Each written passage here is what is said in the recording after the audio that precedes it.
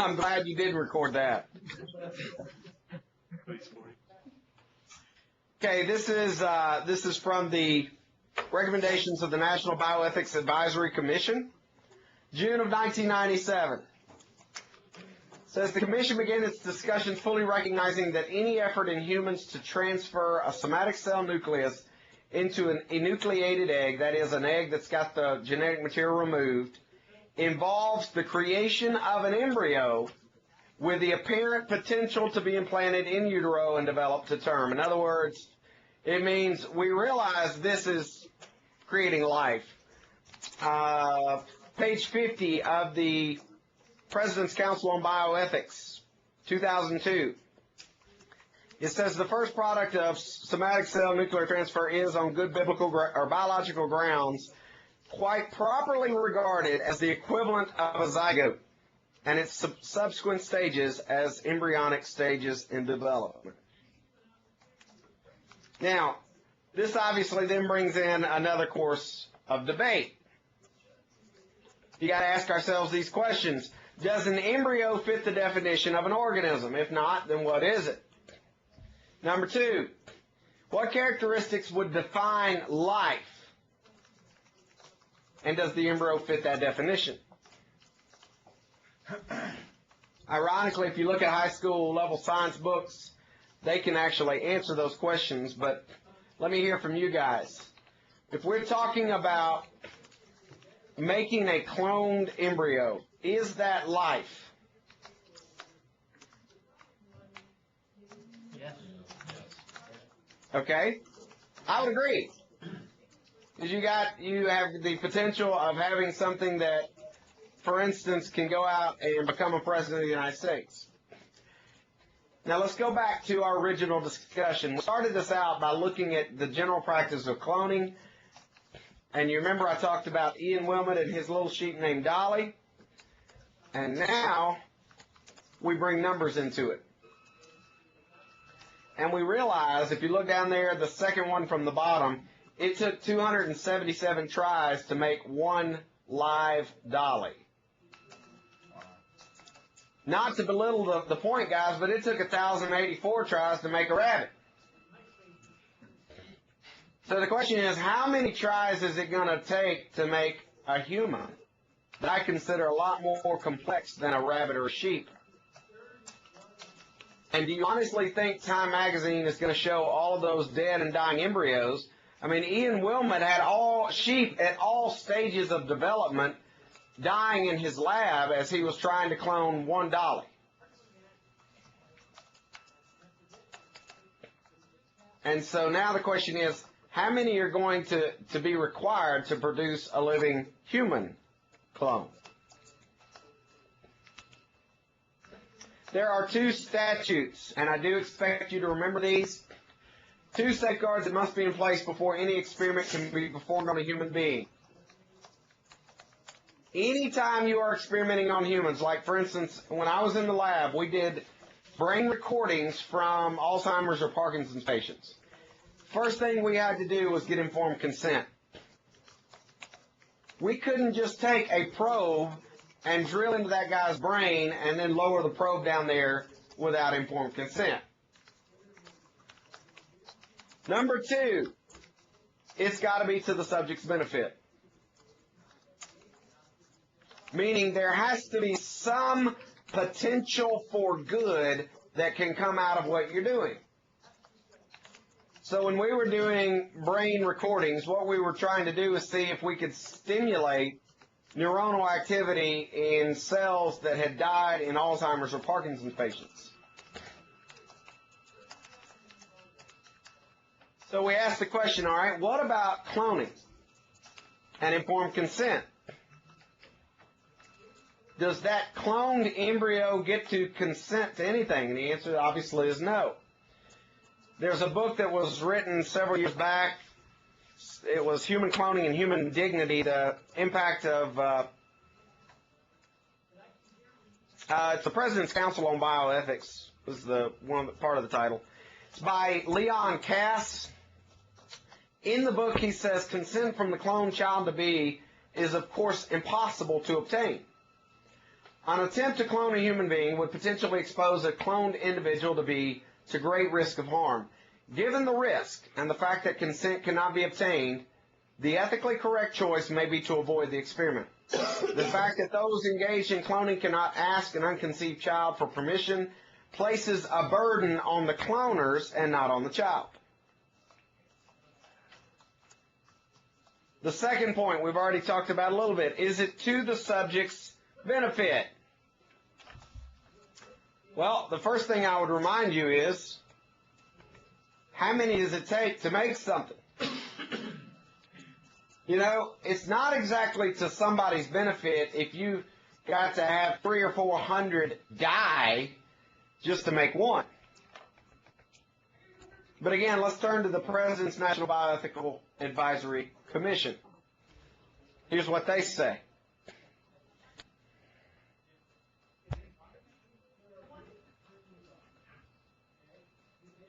Any attempt to clone human beings via somatic cell nuclear transfer techniques is uncertain in its prospects, is unacceptably dangerous to the fetus, and therefore morally unacceptable.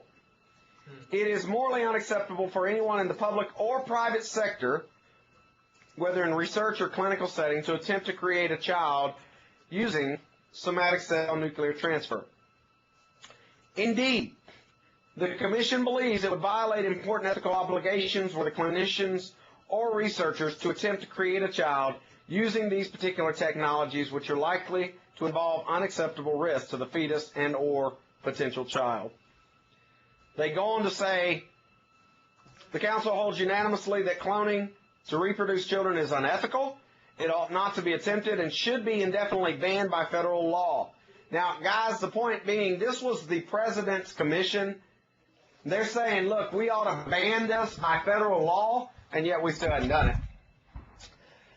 Regardless of who performs the act, whether federal funds are involved, we hold that the case for treating the early stage embryo as simply the moral equivalent of all other human cells is simply mistaken. Why did they add the phrase, whether federal funds are involved or not? Because federal funds, the discussion has been whether federal funds should be used to pursue stem cell research and so forth, right? Okay, right, but what are they trying to prevent? Legislation.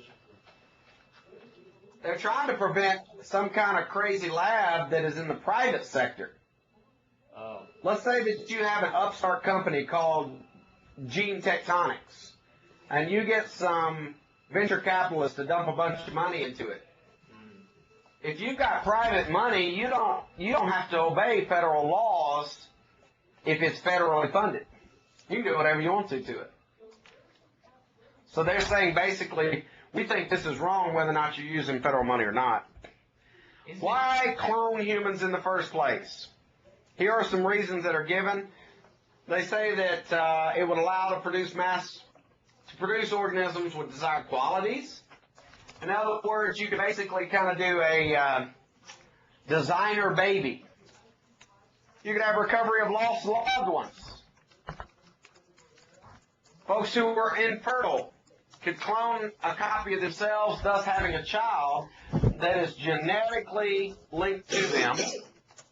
And then finally, eugenics, social philosophy, which advocates the improvement of human heredity traits through social intervention. We all know of an example of that where you've got, for instance, Plato to Darwin to Hitler to the Connecticut Law of 1896, all the way to the Supreme Court today. Bottom line, what is the biblical answer? Abomination. Can a Christian support human cloning? No. Absolutely not. Somebody read to me the last two verses of Genesis chapter 2. We'll start there.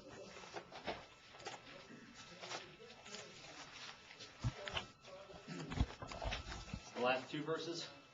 Of Genesis chapter 2. For this reason a man shall leave his father and his mother and be joined to his wife, and they shall become one flesh. And the man and his wife were both naked and were not ashamed. Okay, so we got the definition of a family. Cloning violates that pattern, guys, completely. You got a father and mother who give a child. That child is then married to that male is married to a female, forming a marriage union. Well, in this case, all you need is a cell. We talked last time about 1 Timothy chapter 5, verse 14, Paul saying, I desire the young women to marry, bear children, and guide the house. Well, with this, you don't need any of that. You don't need to be married. You don't need a boyfriend. You just need that single cell. So, as faithful Christians, we need to understand we cannot support human cloning. Let's look for just a minute about some of the ethical and the physical problems with it before we move on. Ethically, what rights would a clone have? Because it's a clone. Number 2, who would be the parents, the scientists or the donors? Number 3, who is responsible when things go wrong? I mean, are we going to start putting scientists away for life if that clone dies? Because a whole lot of them were used to make a dolly, right? 277. So if we're dealing in human life now, does that mean you've got 277 homicide cases? Number 4, could a cloned human be killed if he or she were found to be defective or unwanted? Number 5, would a clone be treated differently in society, assuming anyone would know? Because, guys, you and I both know, even though we shouldn't, our society oftentimes judges people, and this would just be one more thing they could judge. Next, when would a clone have a legal or human rights? At what stage of development would you finally say, okay, now it can make decisions for itself? Since it's part of somebody's body, couldn't they say that they own that clone? That's part of the problem. Could a black market arise for desirable fetuses? In other words, let's say you've got Michael Jordan's, or I was going to say Tiger Woods, but I think we'll probably pass on that one right now. Maybe Celine Dion's of the world who say, you know what, for $50,000 you can have one of my cells to clone.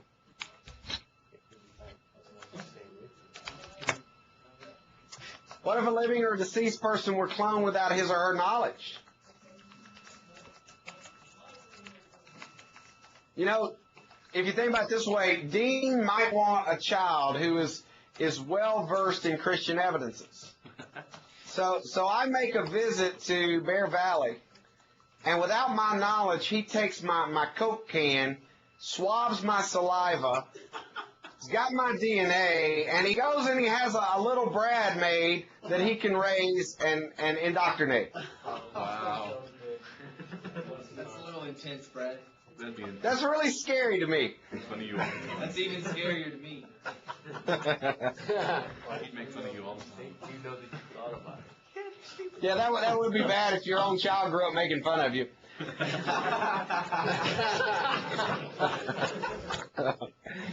Then you got chimeras, which are a mixture of 2 or more individuals in a single body. What happens if the genetic material is not just from a single person? What if you splice together genetic material from 2 or 3 people? What are some physical problems? Number 1, most animal embryos, clones, are horribly deformed and they die. That is the bottom line, guys. When you look at across the board at like cattle, when you look at horses, when you look at some of these animals, most of them do not live a long, healthy life. Number 2, the few that live long enough to be implanted in an animal's uterus die soon afterwards. Number 3, the anomalies that have survived to birth are prone to genetic diseases. Cloned mammals often have oversized internal organs and limbs. And finally, somatic cells age each time they divide. So does that mean that you're going to have a shorter lifespan for the clones? Like we were talking about, Dolly was made from a 6-year-old cell. She basically started with a 6-year head start.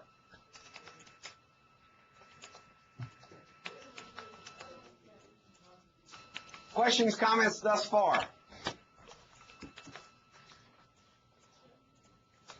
As far as infertility goes, if a woman is cloned, wouldn't that child also be infertile? Yes. Absolutely. I mean, because you are creating a genetic duplicate. Now, they would be infertile as long as it was a genetic infertility. If it was like a traumatic deal, let's say that she was in a car wreck or that something had happened. Maybe she had a cyst that ruptured. They could actually, obviously that clone's not going to be in the same car wreck. Or if it's a cyst that they know is going to happen around age 15, then they can get in there at age 14 and take care of that. But if it's genetic infertility, then yeah, the clone would be just as much have that same problem. Okay, guys, we were talking there about reproductive cloning. I want to spend at least a few minutes talking about therapeutic cloning, where you've got reproduction of organs or organ systems. In other words, somebody says, hey, let's make a bunch of livers to give to all the liver transplant patients. How is therapeutic cloning done? Well, let me give you an easy schematic, so hopefully most of you in there can kind of follow this. You take a cell from the body. If you start over by the little person on the left, we're going to call that, we'll call that James Coker on the left. Which, by the way, where's James today? He's taking care of his wife. Wanted to get sick. Okay. So James is on the left. We take a cell from him. We take the DNA out of that cell. We put it into an empty egg. So now we've got a one-cell cloned embryo. We allow it to grow to the blastocyst stage. We then take out the stem cells that we want. We decide, hey, we want to use these stem cells to make muscle tissue or nerve tissue. So we add whatever chemical soup we want to add, and then we can use that material either back in James or in somebody else. What's the problem with this? The baby that is created is killed for its body parts. Right. Guys, remember, if we say that life goes all the way back to that single cell stage, that one cell cloned embryo stage, then ultimately you're having to destroy life. That step where it says remove inner cell mass should also read destroys the embryo. Here's why it's a problem. Ethically, the embryos are created with the purpose of destroying them. Number two, if reproductive cloning were banned, which is what many scientists and politicians are agreeing to, would the government forcibly have a cloned embryo aborted?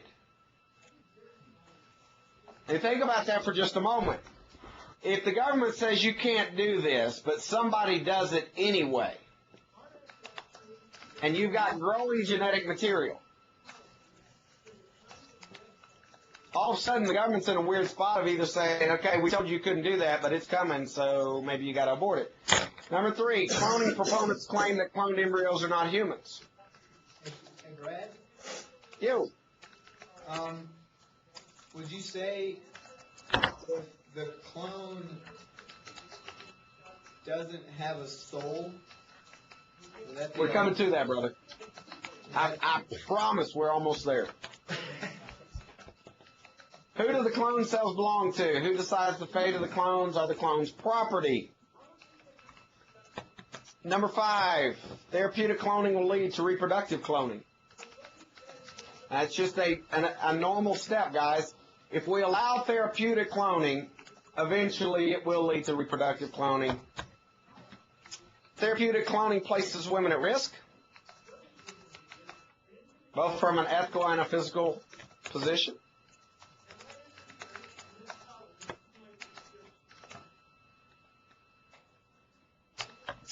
This is is it a problem? If you look ethically, it places women at risk because both cloning and embryonic stem cell production are extremely inefficient. For example, to treat only 17 million diabetes patients in the United States, it would require at least 1.7 billion human eggs. All those eggs got to be collected. That means you are going to require 170 million women of childbearing age to be donors just to treat diabetes patients. So suddenly we have increased the health risk to women. We are probably exploiting the lower income women. And so, you can look on this is just one example I wanted to give you to kind of comprehend the fact that if somebody says, hey, we can use therapeutic cloning for good stuff, well, you still got to get eggs to put them in. And that's still a medical procedure, and that still places women at risk. Physically speaking, where the egg donors come from to treat the diseases. Embryonic stem cells, often rejected, they can and have become tumors in cancer patients. In other words, the stuff they collect and they inject it in somebody. That's just because you have stem cells, what we're going to talk about here in a moment, doesn't mean that you automatically have a great answer for the problem. Those embryonic stem cells are not a cure-all, as we're going to see. They have produced no cures or treatments, as is the hope. So in looking at the home stretch, we got, all right, do the ends justify the means? What if we could clone a human child? Should we? The answer, no. What if the claims of future cures were true? Does that outweigh the ethical dilemma? The answer is no. Is there still hope for cures to disease outside of embryonic stem cell research? And the answer is absolutely yes, there is. Since the excuse for allowing scientists to pursue therapeutic cloning is to obtain valuable stem cells, if there are other or better sources for the stem cells, which we're going to see in just a moment, then the dangers and the indignities of cloning cannot be justified. In other words, if we can get stem cells from a better source, everything that we're talking here about therapeutic cloning gets thrown out the window. It's all garbage. Finally, human life is precious no matter how big or small. It's not a commodity or something to be mass-produced. Human life is unique. We're created in the image and likeness of God. We are created with a purpose. What is yours and what will you do about it? We read in, for instance, Genesis chapter 16, verse 11, the angel of the Lord said, behold, thou art with, the text doesn't say thou art with fetus. The text says thou art with child and shall bear a son. So we ask that question. What about a clone? Would it have a soul? Lawrence Inman, in some of his work, he pointed out that Thomas Aquinas said the soul arrives around the 3rd month. They would call this the quickening. Aquinas believed that matter had to be sufficiently developed in order to receive a soul. If that is the case, then they would say human embryonic stem cell research is permissible. Would a cloned human being have a soul? What do you think? No, I don't think so. Okay. Somebody read to me James chapter 2, verse 26. The body apart from the spirit is dead. What is the opposite of that? The body with the spirit is alive. Okay, if a body is living, what must be present?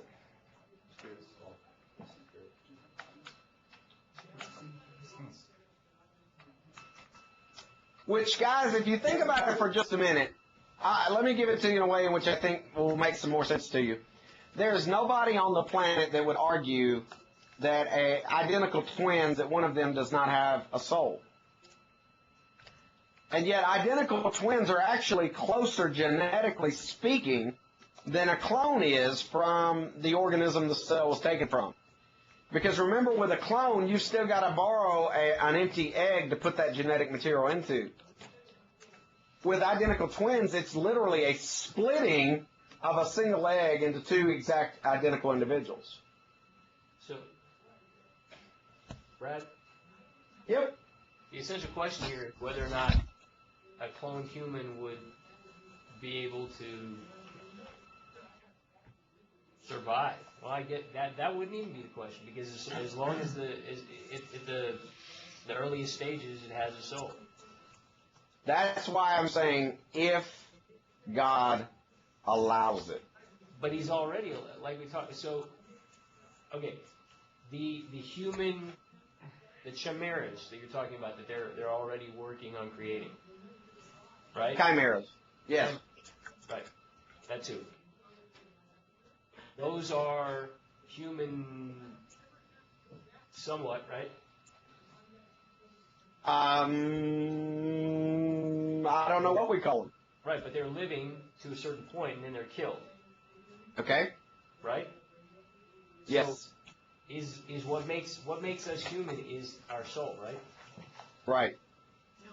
So those things have souls. Well, but the difference there is you've got genetic material in this situation that is all human, all created in the image and likeness of God, versus a situation over here where you are taking some of that material and you're mixing it with an animal that was not created in the image and likeness of God. Yeah. And animals, I think we all would agree, don't have a soul. So does that creature have a soul? I don't know that anybody in that room or this room or any room could ever really say that. Because that's a totally... Basically, God said, okay, here are animals, here are different kinds, here is man, we're different, you're the pinnacle. And now man has come along and said, you know what, we're going to blur the lines, and we're actually going to try to create a transition between these two. And I don't think there's anything ever biblically that talks about a mixture of man and animal. No. Back to what I'm asking, though. I was strictly dealing with if we just speak of cloning a human being. If we go into a lab and we say, okay, I'm going to take human DNA, I'm going to put it in a human egg, we're going to put a human surrogate, would that clone, if it's allowed to be born, would it have a soul?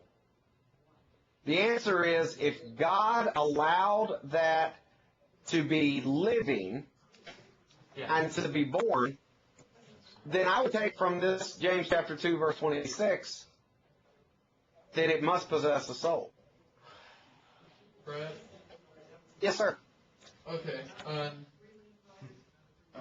You said if it's living and if it's born, but Yeah. but us as being non-cloned humans, we Right. have a soul before we're born. Right. So what makes it different for the clone? Same thing. I mean, I would go back so far as to say, you know, even in the embryonic state, if God allows man to create that embryo, then according to this, it's living, it has to have a soul. Can man create that embryo now? We haven't, well, who knows what we've done so far. Okay. Here's the hardened fact of it, guys. We're not going to hear about the success of this until somebody has a healthy, cloned individual that they can stand up in front of the world. So have there been cloned embryos already produced? Probably. I would say probably, yeah. In a laboratory setting, there may have been. 3 years ago, though, there was an interesting study that came out that said cloners in human cloning studies were having a problem That it was like they were hitting a brick wall, that there was something there that they could not get around, that the somatic cell nuclear transfer technique was not working with humans like it had worked with animals, which I found very ironic. I thought maybe God has put something, some kind of a roadblock in there that's not going to allow us to do this. If you believe ensoulment happens at conception, which I think hopefully most of you do, and if they create an embryo and it is living, then who would be the one to give it a soul at that point? It'd be God. Of course, you got to remember, He's the one that's ultimately in control, and He's allowing that.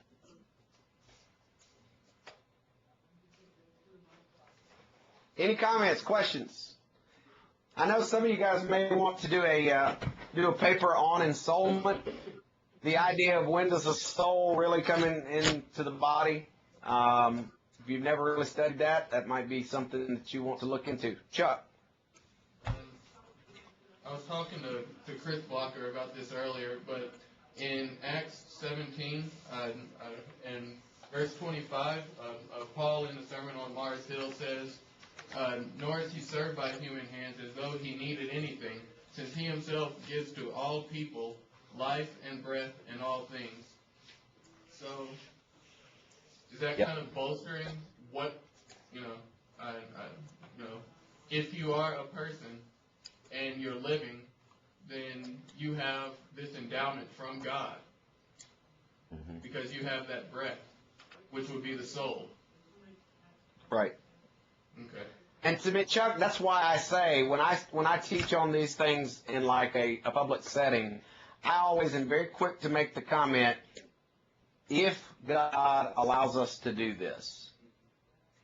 Because ultimately, He's in control. He's the one that's going to give us life and breath, and our genetic endowment ultimately is passed down from Him through our parents or through whatever technique you want to talk about. But nobody knows if He's going to allow us to take that step.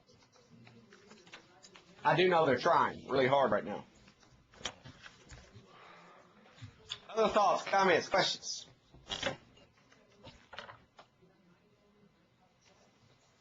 All right.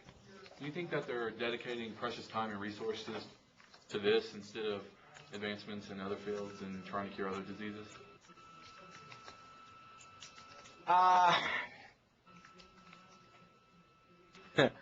Yeah, from a scientific perspective, I think it's a crying shame that certain conditions and disorders get just a gross amount of money and a gross amount of funding when there are other conditions that are a whole lot more deadly or a whole lot, hurting the human population a lot more. And I'll give you the classic example. To me, AIDS research is garbage because AIDS is preventable.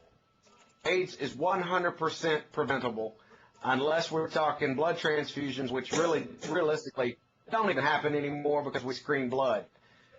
AIDS is a sexually transmitted disease. So if we take that out of the picture, why do we need to spend billions of dollars on AIDS research? What we ought to be doing is looking at research for something like malaria or dysentery that's actually killing millions and millions of people every single year because of clean water, because of mosquitoes, and folks not realizing how diseases are transmitted. So, you ask me, and here we are, we're on opinion. Obviously, if I had somebody in my family that had AIDS, I might think a little bit differently, but I do think sometimes certain disorders get the spotlight. Like right now, and again, this is not a slam at all against people who have breast cancer, but breast cancer is hot right now. It's like the in thing for people to give money to, and people have the stickers on the back of your cars and yada, yada, yada, when the reality of it is a lot more people are dying from congestive heart failure. We got a lot more people who have diabetes than will ever have breast cancer. but money is going toward whatever is kind of hot right now. John? Let me add real quick while you're on the breast cancer thing. I forgot to bring this up your last class, but the Susan G. Komen Foundation, Yeah. it's probably the biggest foundation for breast cancer awareness, provides millions and millions of dollars to Planned Parenthood all around the world. Absolutely. Yep. Yep. Yep. And Anthony Warren's in the back. How are you, sir? Pretty good. How about yourself? Doing very well. Along this line, with them wanting to do this, and one of the major things is for stem cells. And like you're saying, they're putting so much money into this. Why not put money into something else? Am I correct? I thought I've heard that you could get stem cells from umbilical cords. Yes. Okay. Why? Yeah. Go ahead. Why are we not putting our efforts into things such as that we just throw away, instead of trying to make a new human life to just kill? Great question. Which is a perfect introduction to what we're talking about. We're gonna touch on your topic, on your question in just a minute. But let's go ahead and jump head first into the whole idea of stem cells. Stem cells, it's a research that offers promise of important cures, but so far the price for success seems to be the destruction of embryos. I'm going to fly through the next few slides just for time constraints. But I do want you to have a historical perspective on stem cell research. 1995, we've got the Dickey Amendment, named for its author, Representative J. Dickey of Arkansas. Basically, it says none of the funds made available in this act may be used for the creation of embryos or embryos for research purposes. This is what was in place in 1995. And there you see all of the different subsections, what exactly they're talking about. This then rolled over into the Bush presidency. And in 2001, he had a press release where George W. Bush said, as a result of private research, more than 60 genetically diverse stem cell lines already exist. I've concluded that we should allow federal funds to be used for research on these existing stem cell lines, where the life and death decision has already been made. This allows us to explore the promise of potential stem cell research without crossing a fundamental moral line by providing taxpayer funding that would sanction or encourage further destruction of human embryos that have at least the potential for life. Bush's ruling said that no federal funds are going to be used for the derivation of stem cell lines, you can't create human embryos for research, and you can't clone human embryos for any purpose. Everything was going along fairly smoothly, and then we had a new policy. 2009, Obama got elected, and guys, whether you like him or not, I really don't care, but I do want you to be well versed on the fact that he overturned this. His ruling, he said he's going to allow funding for research using only those human embryonic stem cells that were derived from embryos created from in vitro fertilization. For reproductive purposes were no longer needed for that purpose.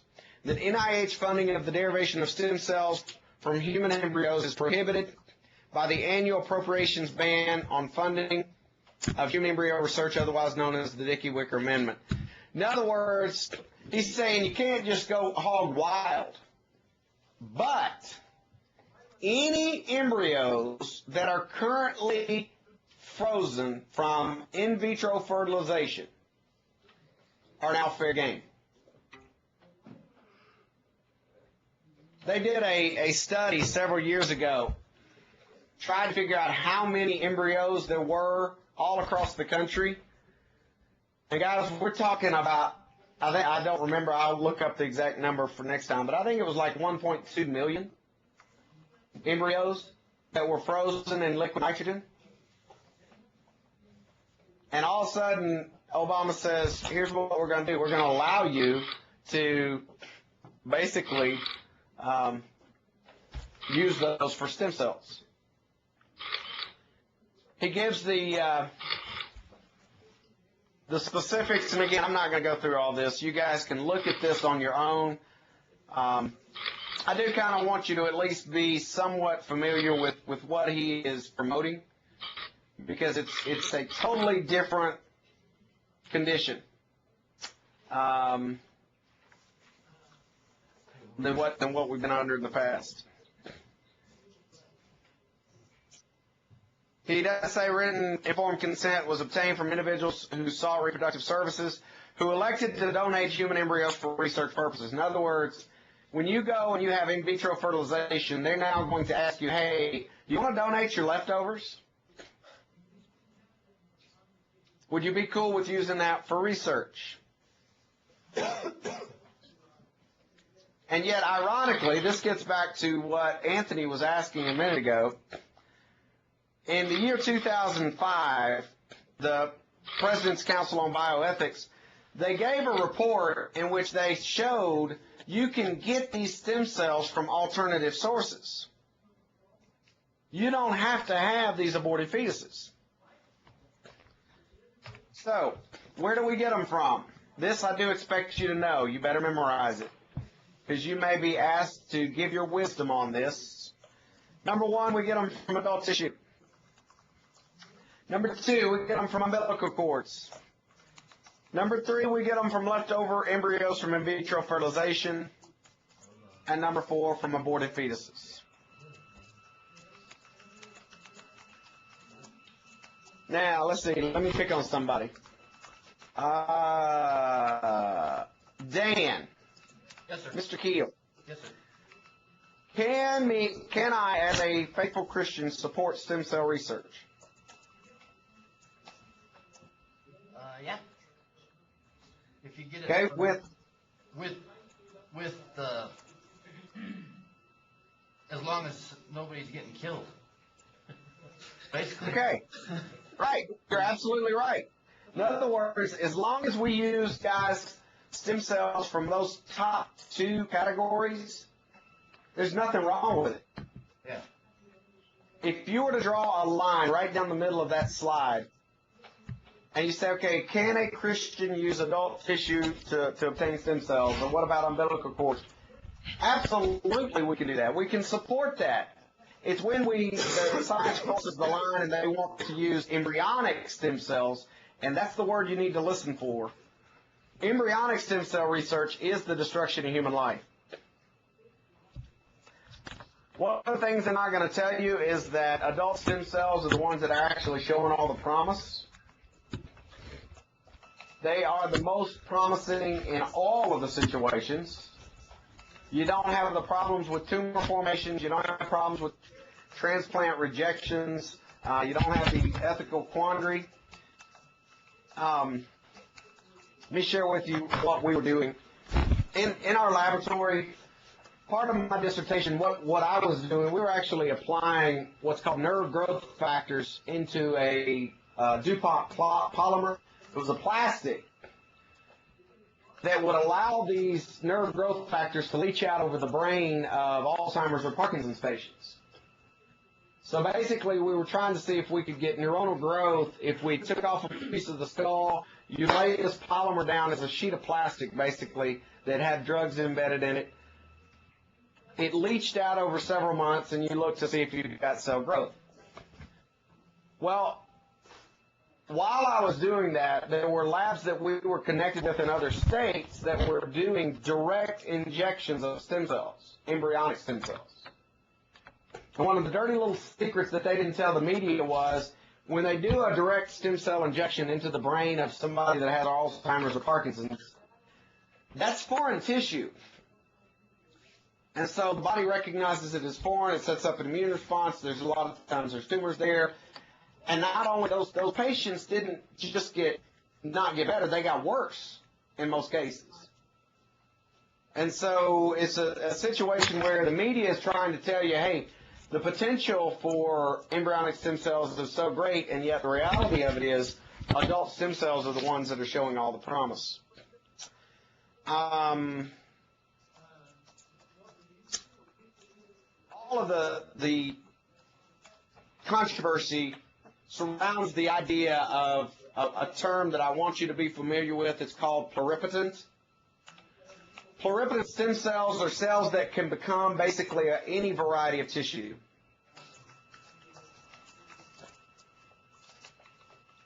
We used to think that in order to get pluripotent stem cells, we had to get them very early on. If you look on the screen, you'll see pluripotent coming from a 6-week-old embryo.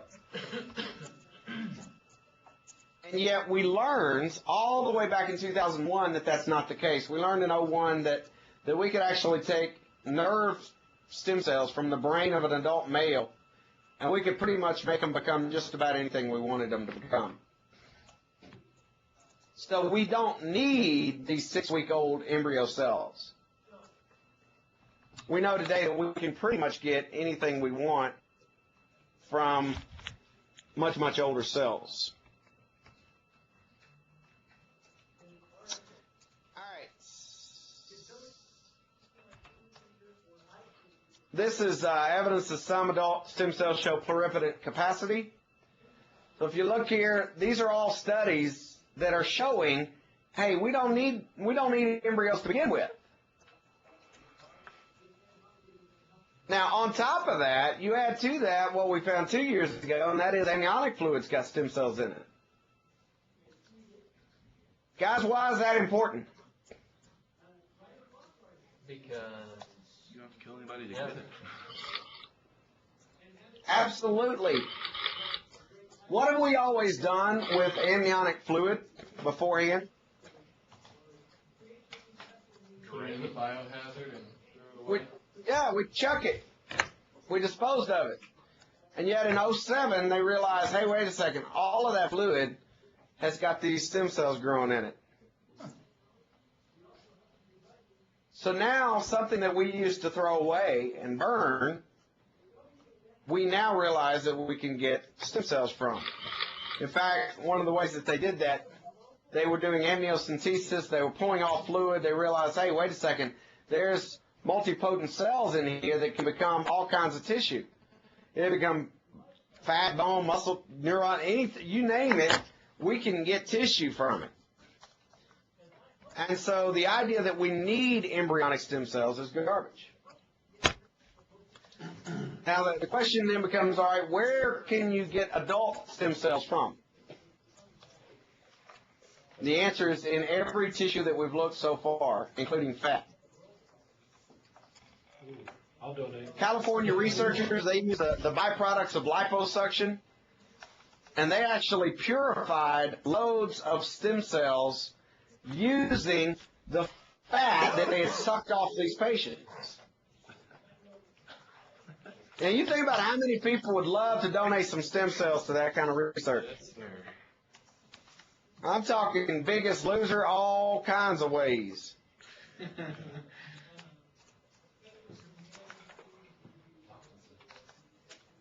All right. There's a schematic showing you that if you do take it from an embryonic stem cell, no matter what, you are going to kill the life form, period. There are some people now that are trying to say, hey, maybe we can sneak into the embryo, collect stem cells, and it'll keep living. By definition, if you take those stem cells, you are destroying the life form.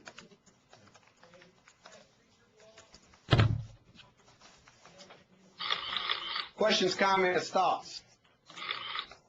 If they can use it, get it somewhere else, why do they still want to do it? That's what I don't understand. politics. That is a great question. Somebody give me an answer to that question. Politics. Part of it is politics. Yeah, well, I guess really all of it's politics. But who do you think is lobbying and pressing this? Who's one of the biggest lobbyers in the world, besides the lawyers and the school teachers? It's the abortion lobbyists, guys. To make money. Abortion lobbyists do not want an embryo ever given personhood status. If you give an embryo personhood status, what are you going to eventually do to Roe v. Wade? Overturn them. That's right. And so what they're trying to do is they're trying everything they can to make sure that, hey, that's not really a person. That's just a blob. That's just stuff. And so, long story short, they promote this idea that, you know, and so far they're winning. Somebody tell me how they're winning in the public size. What are they using? Well, one of the things they're doing is equating things like ectopic pregnancies with abortion on demand. They don't talk about abortion on demand. They talk about things like ectopic pregnancies, and they talk about rape and incest. And those are the only things that they ever cite as a reason why abortion needs to be legal. Okay. And they're making those things equivalent to each other when they're not. How are they winning, though, as far as the whole stem cell debate? Hey, Brad. What are they using? Michael J. Fox. Celebrities. So they are getting Michael J. Fox, Christopher Reeve in front of cameras, basically saying, look, if we would do this, it would cure me. Now, the reality of it is, it would not cure him. I actually met Christopher Reeve. He was our keynote speaker at the 2001 Neuroscience Convention. And guys, I'm extremely familiar with the spinal cord injury that he had. And there's not a stem cell in the world that is going to regrow through a spinal injury break. I mean, right now that technology is not there. Christopher Reeve actually knew that, but he had become a pawn in the game, and so basically his thing was, you know, I'm going to go out there and I'm going to be the spokesman for this particular procedure. And he was. Thoughts, comments, questions?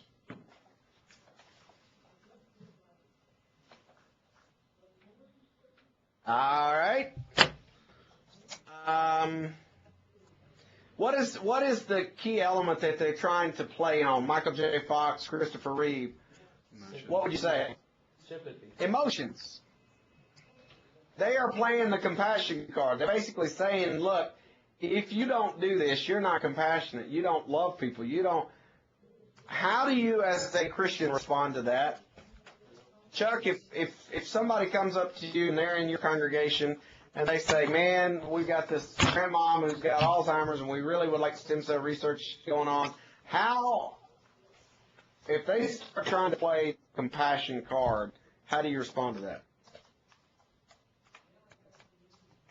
Well, I think still you have to use your rationale and try to point them towards stem cell research that comes from, or stem cells that come from umbilical cords or adult cells.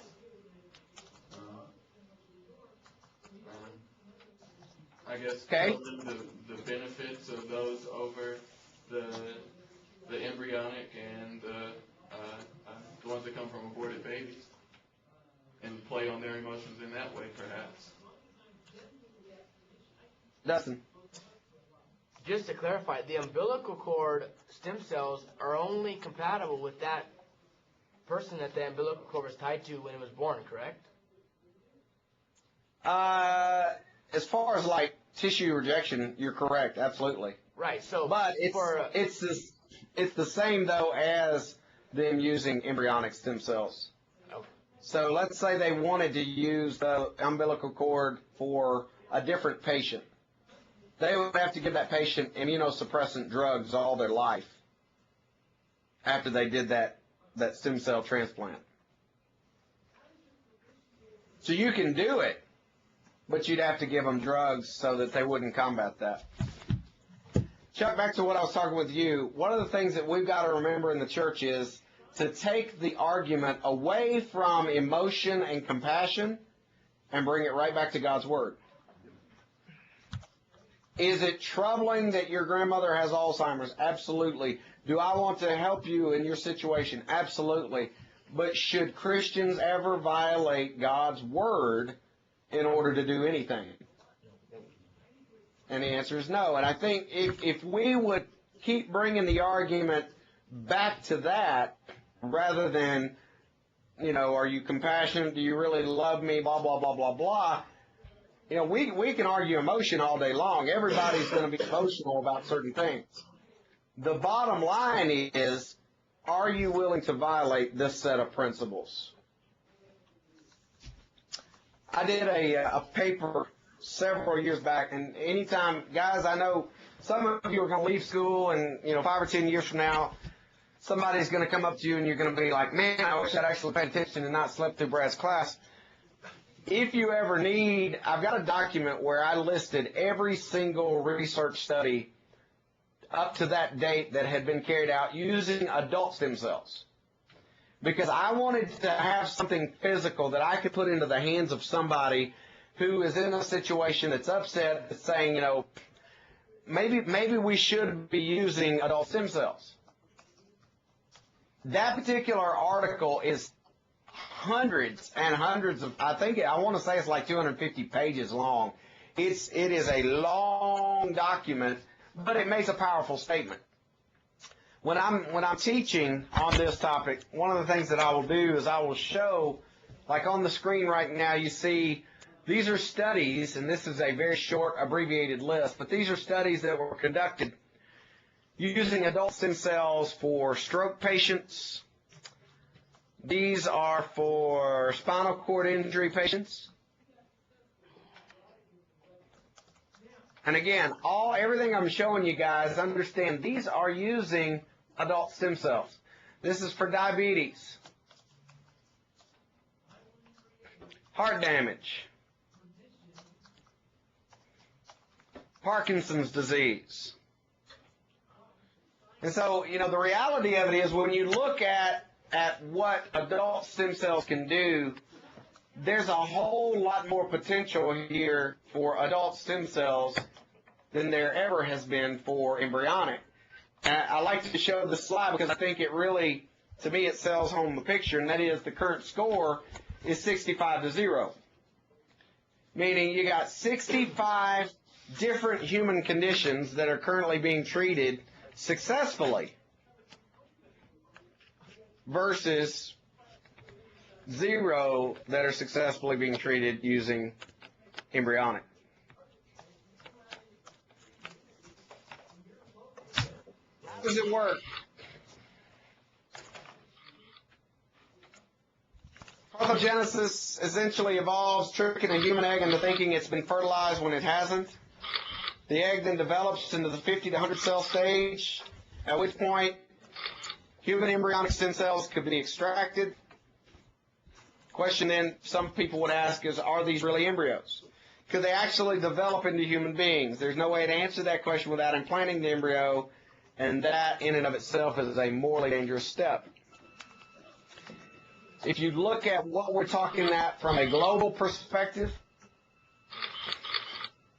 on the screen there's a map that is showing where all they allow this kind of stem cell research on human embryos.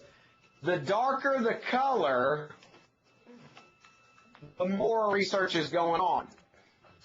So if you are red or orange, that means it's very permissible, you got a lot of stuff going on. If you are yellow,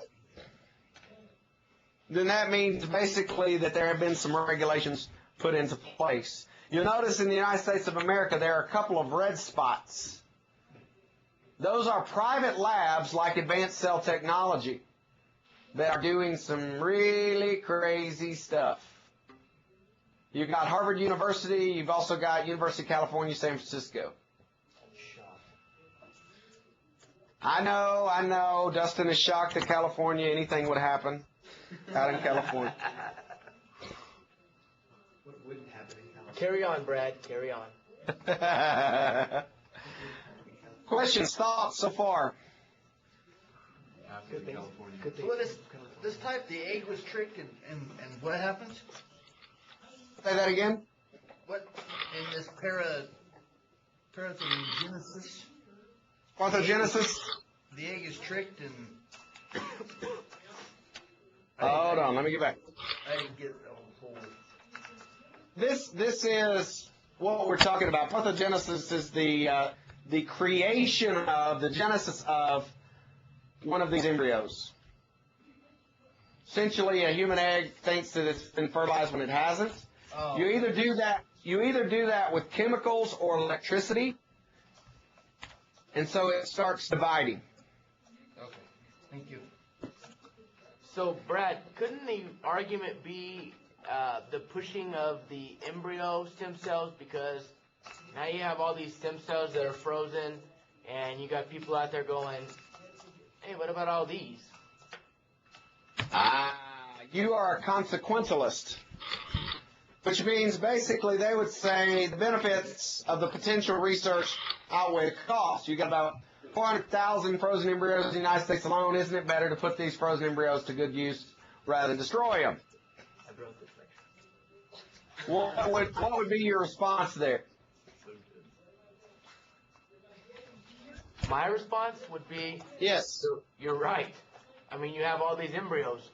My other response would be, doesn't make it right. Just because we have the technology does not make it right.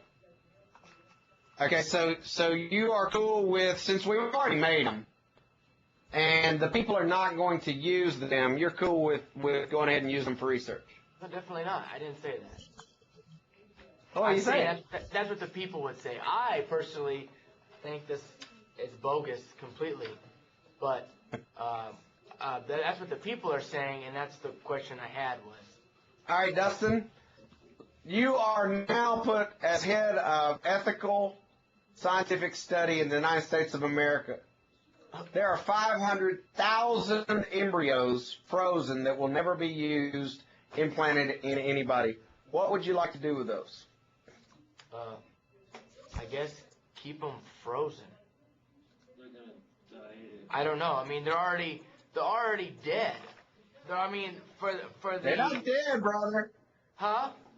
They're not dead. Yeah, because you for can all implant intents and them. purposes, they are. Okay. For all intents and purposes, they're already dead. So that's what I'm saying. That's what the people, they're saying, well, why don't we just use them for the benefit of good then? Now, does that make it right? No. Let me introduce to you a different alternative. How about adopting those embryos out to people who can't make them? Not a great alternative, not even a good alternative in some sense, but at least you're not killing the embryo. I've met, Dustin, just to round this out for a minute, I've actually met some snowflake babies, meaning children who were born through this program who were frozen in liquid nitrogen, who the parents of those said, you know what, we don't want them anymore, we don't want to pay the fee anymore. To freeze them every year, you got to pay several $100s, or now it may be up to $1,000. We don't want to pay the storage fee. So we will allow somebody else to adopt our embryos. They rear the children. There's a set, well, actually I met one in Fresno and one in South Carolina. These are children that normally would be, dead or used for research. And yet, you got a cute little blonde-haired, blue-eyed girl. You got a little rambunctious brown-haired boy, both running around today with the potential to do good things in God's kingdom, all because somebody chose a different method. That's a great An alternative. Yeah. Absolutely. Comments, thoughts? That doesn't violate the marriage bed? Does it violate the marriage bed? It's an embryo. It's already been fertilized. There's no sperm or egg contribution at that stage. Oh, that's So right. it's just So a you- surrogate. Then. It's basically adoption. I mean, it is adoption. You're adopting a child. You're just adopting it very, very, very young. So then they just place it in the mom, and she has it regularly. Exactly. Oh. Now, is that not a better alternative than what all the politicians and researchers are saying, which is, hey, we got all these anyway, so let's just kill them in research. Of course. Absolutely.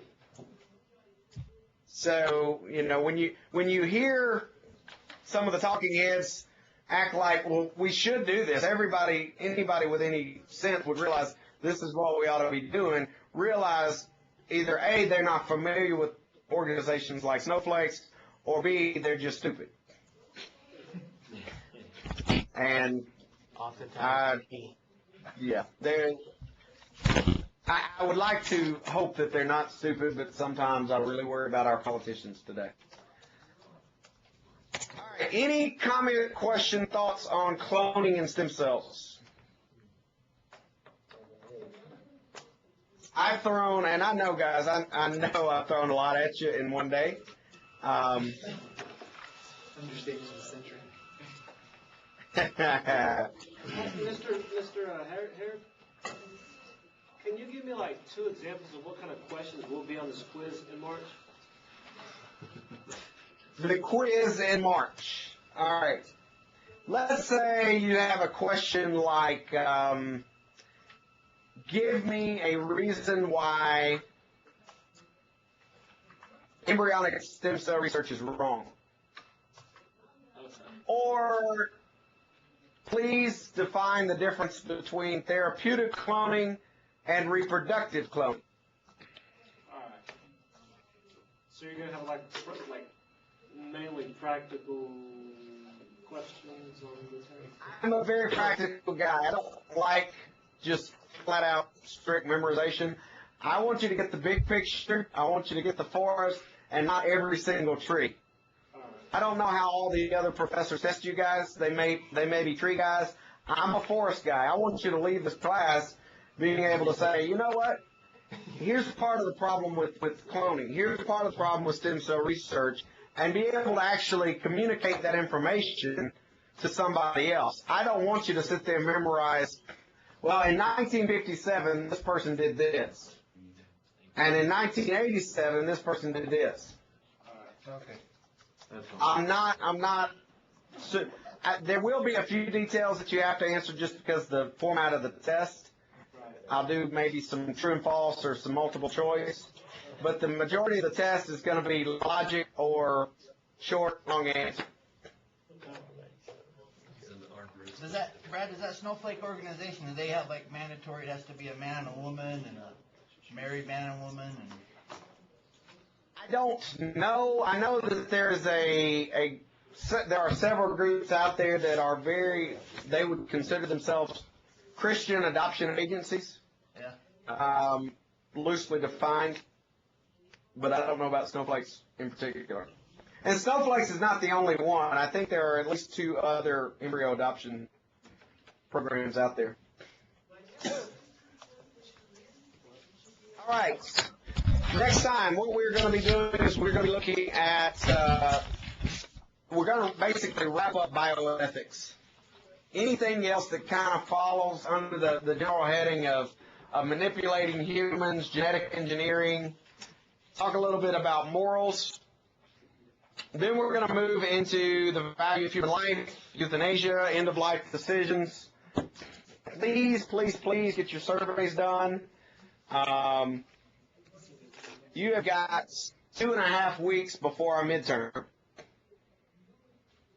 So try your very best to get that done. And research paper. For those of you guys who had me last time, I had your research paper due a lot later. I moved it up a week or 2. A couple of reasons. Number one, I didn't want it to get bogged down when you're trying to study for finals. Number 2, that's going to give me some time to actually get it, grade it, and get it back to you hopefully before the end of the quarter, because last quarter it's dragged on. So All right, guys. There are no questions. I will let you guys go. Thank you. Enjoy it very much. Thanks again, Greg.